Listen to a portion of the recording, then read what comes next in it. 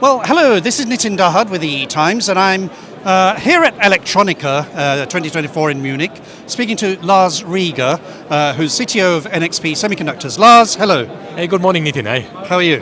Doing very well. You see how much buzz we have here around us at the booth, and it's an ultra hot environment, of course. Yeah. Well, I mean, it is, isn't it? I mean, although all the earnings results have shown, flat or sort of negative growth in all companies, but I think there's still a buzz in this market, isn't there? Well, let's say it this way. You see two things. Yeah. Of course, there is a cyclical semiconductor business, and that's also not a surprise. We have seen this since I can remember the semiconductor industry. So normal cycles. Yeah. The other thing is the increasing importance of electronics in building the world that anticipates and automates is totally unbroken. Yeah. So the demand, the innovation goes forward, and what we are driving into the market into the next 1-2 years is of course happening here and now. Exactly. So that is totally decoupled from up and downturns in the markets. Interesting, and I think I've been hearing that from NXP for quite a few years, which is good. So that's not bad. And we see it. I mean, look back over the last 15 years since we did our IPO in 2010. I mean, that is, yes, cyclical business, but overall steeply growing and needing tons of innovation. Yeah. Right, we're going to touch on a couple of things, automotive and then edge intelligence. But let's do automotive first. You gave a keynote here yesterday. What were the key points that you wanted to make? I mean, the key topics, of course, are I talked about the change towards software-defined vehicles, and how do you really go in scale these platforms. So having a prototype or a self-driving car, having a prototype is nice, but of course not doing the job. We need to go into the market, and we need to scale now. So for that, what you need is, you need to have platforms, you need to clean up your architectures, and then with the new modules, new platform hardware and software abilities, you need to drive the build-up of these rolling robots. Yeah. So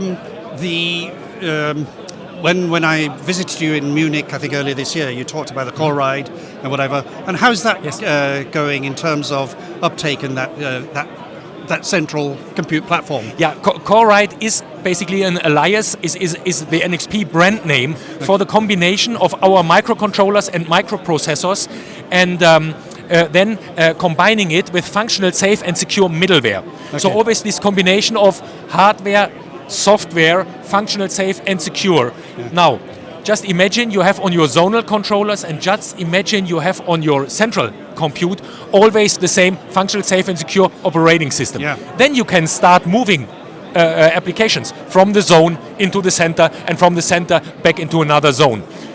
And that is of course the magic to lower the barriers for SDV development. So we are very, very heavily investing into this CoreRide hardware, functional, safe and secure middleware offerings into the market, and the demand is exponentially increasing at the moment. Yeah, it is, and I think we're seeing a lot of OEMs and tier ones talking about SDVs and the potential for that. But let's move a little bit into electrification, electric vehicles. Over this whole year, and I think when I interviewed Kurt as well earlier this year, it was very much like the global market, apart from China, has been flat or low, or declining with EV uptake, but China has been like booming. And I was in Shenzhen last week, and I saw the every other car sold there is electric vehicle. Yes. Where do you think things can be done from NXP's point of view, or the semiconductor industry, to enable more of that electrification and reach some of those targets? And you've got a little anecdote about Angela Merkel as well. Yeah, so I mean, the first observation that I have is the human brain tends to always overestimate the next 2 years and underestimate the next 10 years. So if we are in a recession, it looks much more dark on the short term compared to the long term. Or if you're in an upswing, it looks super exciting, and then you exaggerate. Yeah. Like we had it in 2016. Everyone thought that by 2020 we would be on complete self-driving vehicles, which we are not.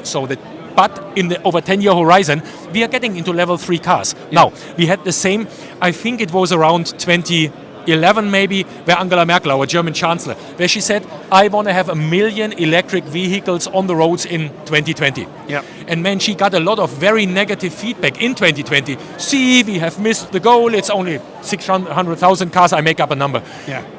I think we reached that 1 million 4 or 5 quarters later. Yeah. And I mean, how cool is it to have an almost accurate prediction with a 5-quarter jitter? I mean, I'd wish that some of our business managers over a 10-year horizon would be similar accurate and just meeting the goals then within 4 to 5 quarters. So in other words, what that means for us at the moment is, look at it with a little bit of serenity. Yeah. It will come, and we must only do one thing, not slow down innovation. Right. I mean, get going. In 10 years from now, the two of us, we are standing here and we talk about the good old days when we still had combustion engine vehicles, and we will have a world where you're just leaving your house with an always full battery. Yeah.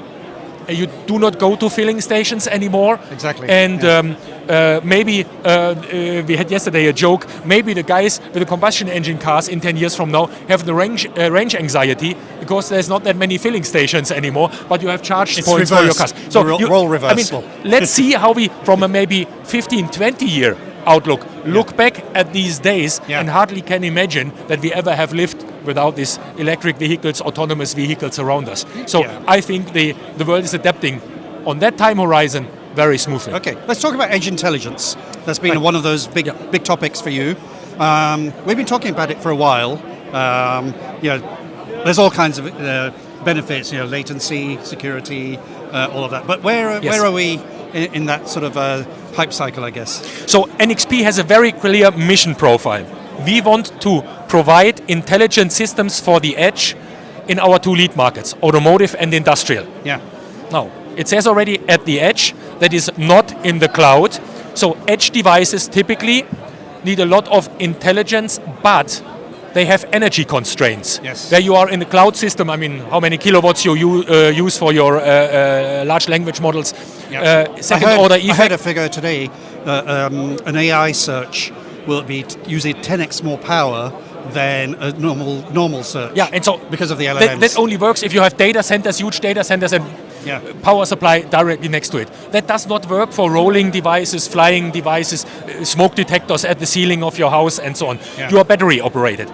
So, in other words, whatever we are doing in AI, in intelligence, also intelligent power management, and so on, has to be energy efficient. Yeah.